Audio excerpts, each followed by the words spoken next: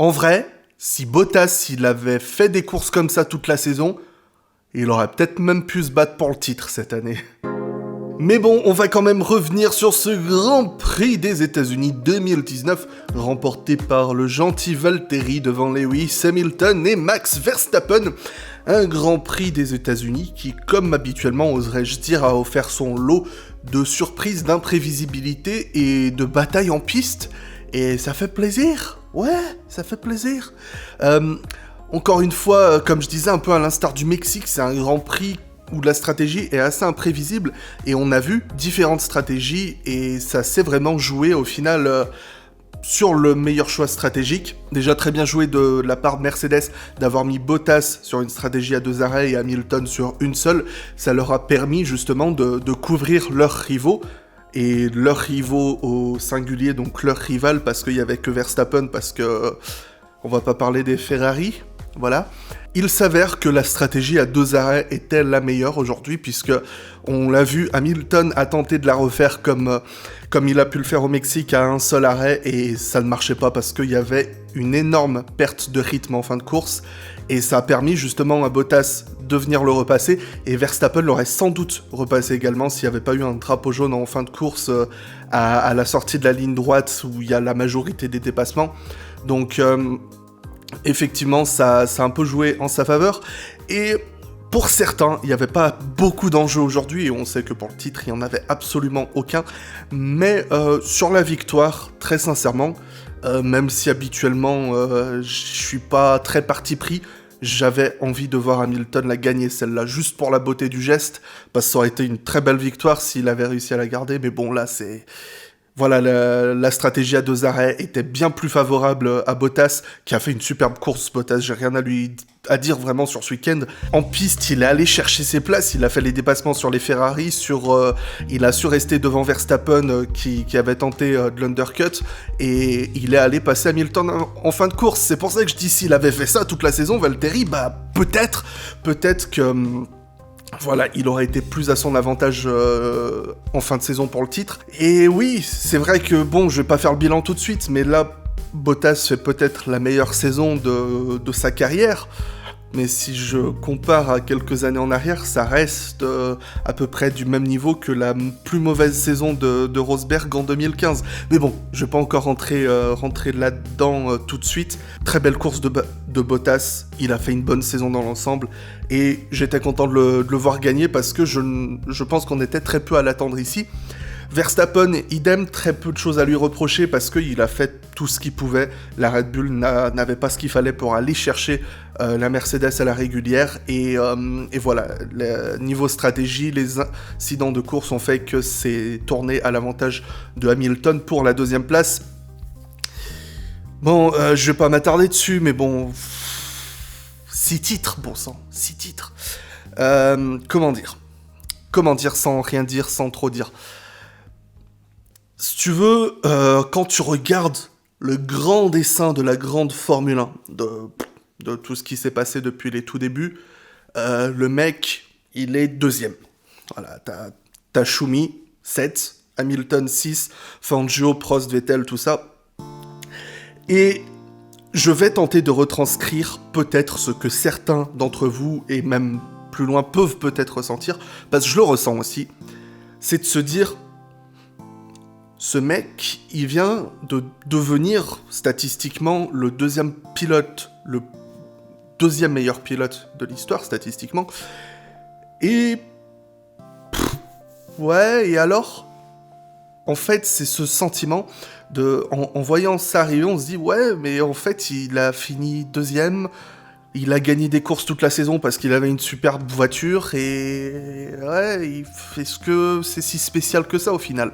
Et peut-être que c'est de là que peut venir, pour certains, je veux dire, l'impression que ce qu'accomplit Hamilton, c'est pas si fou que ça. Alors, évidemment, pour beaucoup se rendre compte qu'on est en train de vivre des moments, voilà, d'un pilote qui a gagné plus de 80 Grands Prix, 6 titres, bientôt 7, c'est énorme, mais peut-être que, je pense, pour beaucoup...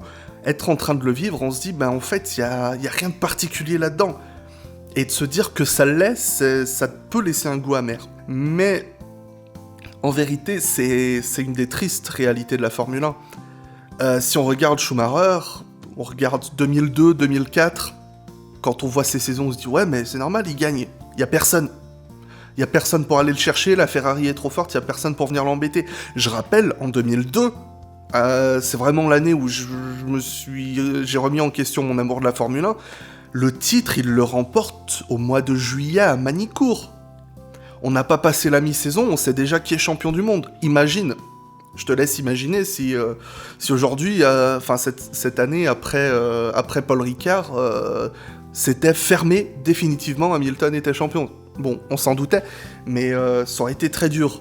Et ce que je veux dire, c'est même déjà avec cet ère Schumacher, et même avec l'ère Vettel il y a quelques années, c'était pareil, et ça pouvait l'être aussi sous les ères précédentes, même si entre Prost et Senna, on sait qu'il y a eu des duels en interne, on savait que ça allait être forcément un des deux à cette époque. Et ce que je veux dire, c'est que quand on le voit, il n'y a peut-être pas cette sensation, cet enjeu de se dire « Ah là là, ce qui va arriver, ça va être magnifique », on se dit « Ouais, ça va arriver. » Et en fait, ça, je pense que c'est de la faute de personne, c'est juste ce que c'est. Les statistiques, ce sont littéralement juste des chiffres, et qui servent, entre guillemets, à mesurer ce qu'un pilote a accompli. On parle de grands pilotes comme Gilles Villeneuve, Jim Clark, qui n'ont jamais rien gagné, entre guillemets, enfin, qui auraient pu gagner plus, mais qui n'ont jamais pu le faire, ou même, là on regarde sur la grille, Robert Kubica, c'est un des mecs sans doute qui est actuellement sous la grille, qui avait le potentiel de faire bien plus que ce qu'il n'a et n'accomplira jamais. Et pourtant, de se dire que lui, il en est arrivé à ce stade, Hamilton, ça peut laisser un goût amer, voilà ce que je cherche à dire. On peut se dire, mais en fait, il n'y a rien de particulier, il n'y a aucune saveur. Et peut-être que son titre en 2014, il pouvait avoir une certaine saveur, tout comme les titres de Vettel en 2010 et 2012, ou même le premier de Hamilton en 2008. Ce que je veux dire, c'est des saisons où vraiment on a senti que le titre, les mecs qui sont allés les chercher en tant que spectateurs, on savait pas qui allait gagner en 2010, je rappelle, en 2010. Oui, la vidéo c'est pour bientôt, me tapez pas dessus. Pas tout de suite, mais bientôt. En 2010, Vettel n'était même pas favori pour le titre à la toute dernière course, et c'est lui qui l'a gagné. Ça donne une certaine texture à son titre, ça donne une saveur. Alors que là, en 2019, Hamilton, on savait qu'il allait gagner le titre. Très sincèrement, qui le remettait réellement en cause. Donc, peut-être, effectivement, il y a une sensation un petit peu amère, mais j'ai envie de dire, les gars, désolé. C'est très, très souvent comme ça en Formule 1. Ça a très souvent été comme ça. Ça ne l'a pas toujours été, et ça ne sera pas toujours comme ça. J'espère. Peut-être dans une quinzaine d'années, on pourra se dire ouais, feston, moi j'étais là quand Hamilton, il a gagné ce titre. J'étais là devant ma télé. Oh, c'était chiant. C'est un moment historique. Et on a peut-être cette sensation que c'était pas si spécial que ça, et pourtant, c'est un moment historique. Voilà, c'est comme ça, c'est tout. Schumacher, quand il gagne son 7e titre en 2004, il entre dans la légende ultime, il devient la plus grande légende du sport. Schumacher, quand il gagne son titre en 2004, et pourtant, c'était chiant en 2004. C'était chiant. Ferrari, il dominait en 2004. Je crois que j'ai peut-être foiré ma mise au point, mais on s'en tape. Mais bon, Schumacher, quand il a gagné son titre en 2004, c'était pas fou du tout. Et pourtant, aujourd'hui, plus de 15 ans plus tard, il est considéré comme le meilleur, le plus grand, la légende du sport, parce que c'est le plus couronné de succès. Donc, un goût amer, je pense, pour beaucoup, mais bon, c'est comme ça, et maintenant, on va regarder ce qui s'est passé sur le reste du plateau. Pour les Ferrari, catastrophe. Elles étaient un petit peu comme à Budapest, dans un no man's land, c'est-à-dire trop loin des Mercedes et des Red Bull, et trop loin devant les autres pour vraiment faire quelque chose, même si je dois avouer, c'était pratiquement jouissif de voir Norris et Ricciardo se battre avec les Ferrari en début de course, parce qu'on voit pas ça souvent, Ah, purée, saleté de soleil, voilà. Parce qu'on voit pas ça souvent, et pourtant, c'était sympa, ça a pas duré longtemps, mais c'était sympa, donc voilà, Leclerc, rien à dire sur sa course, voilà, il était tout seul, et Vettel, rupture de suspension, écoute, je sais pas si... Aucune communication là-dessus, est-ce que c'est parce qu'il a posé sa roue au mauvais endroit? Apparemment, Ferrari disait à Leclerc de faire attention à la sortie du virage 9, que ce serait à cause de ça que Vettel a cassé sa suspension. Je sais pas, aucune... mais bon, est-ce qu'il y a vraiment grand-chose à dire là-dessus? Albon, c'est pareil, superbe remontée d'Alex. Il a fait marcher une stratégie à 3 arrêts. Après, sincèrement, avec la Red Bull sur le plateau... je regarde Verstappen, il termine à 50 secondes de Leclerc sur une stratégie quasiment similaire. Verstappen, il termine un tour devant Ricciardo, donc c'est-à-dire le best of the rest du jour, le meilleur des autres du jour. Donc je pense qu'il fallait pas en attendre moins d'Albon de la deuxième Red Bull d'aujourd'hui. Pas de chance au premier virage, il se fait prendre en sandwich, mais bon, ça arrive tout le temps sur circuit au premier virage, et c'est une des raisons pour lesquelles je pense on est beaucoup à l'apprécier ce circuit. Mais voilà, il fait une bonne course, il va chercher les places, il fait les dépassements. Donc une belle progression toujours de Albon dans la Red Bull. Idem pour Ricciardo et Norris qui se sont bien battus pendant tout le Grand Prix. À stratégie décalée, Ricciardo, on est sur un arrêt et Norris à 2.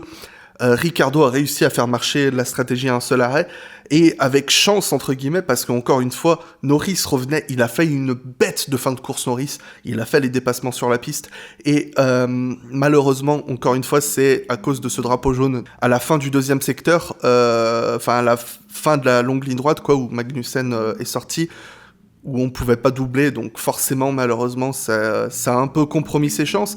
Mais bête de week-end de Norris, qu'on a vu très souvent en haut de la fiche des temps pendant le week-end, et il a l'air de l'aimer, ce circuit, et ça me fait vraiment plaisir. Ricciardo, encore une fois, j'aime beaucoup Hülkenberg, hein, vous le savez, mais et je suis très peiné que Hulk ne soit pas sur le plateau l'année prochaine. Mais il se prend des fessées, Nico, hein. C'est pas humiliant ce que je veux dire, c'est Hülkenberg, il est là, il fait le boulot, mais il est derrière, il est tout juste derrière.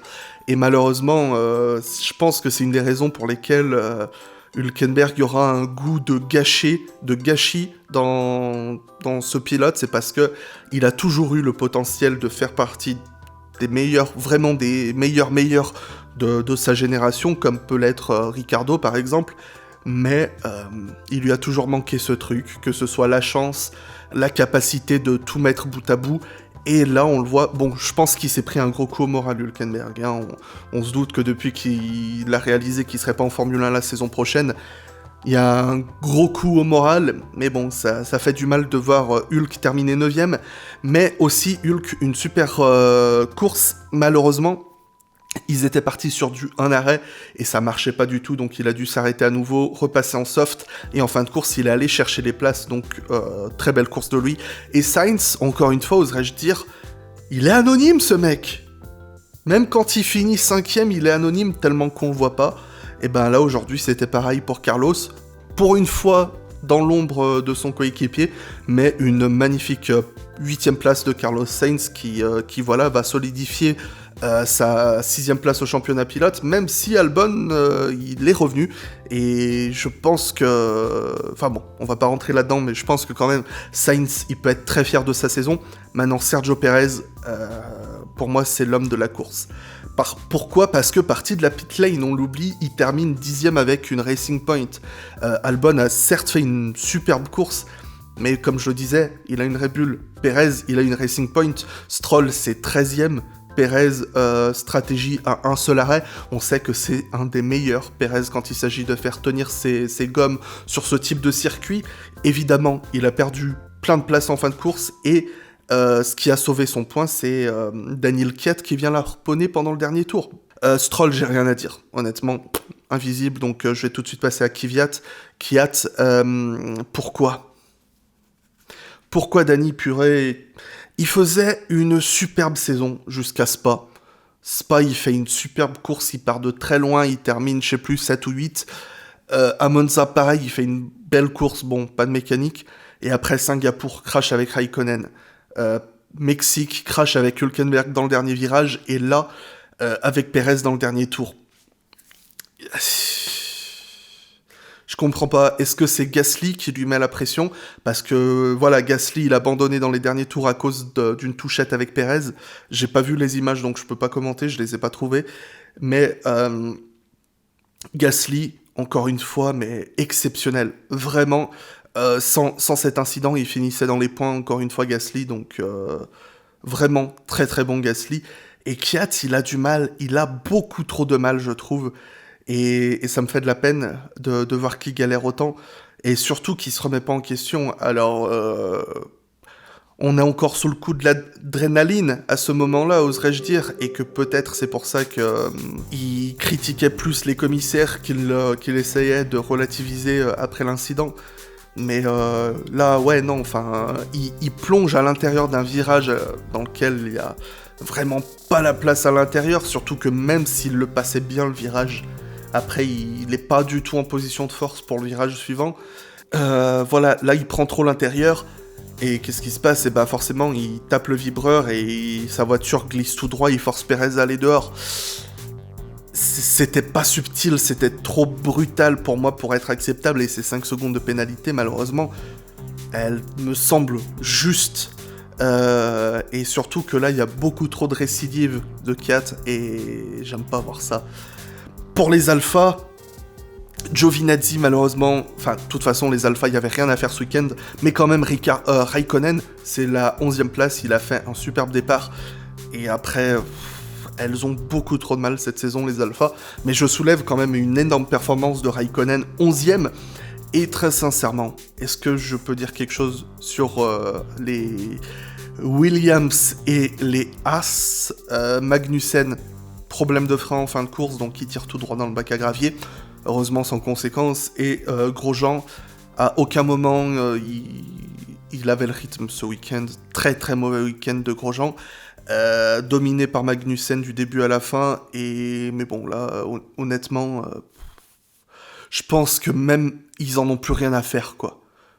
Dans l'équipe, ils sont tous en train d'essayer de développer la voiture pour l'année prochaine, parce que c'est un désastre, et pour les Williams, abandon de Kubica, je sais pas ce qui s'est passé, et ouais, enfin, voilà, ils étaient là, ils se sont pointés les mecs, mais bon, au bout d'un moment, je pense que j'ai suffisamment ressassé leurs problèmes pour encore m'attarder dessus.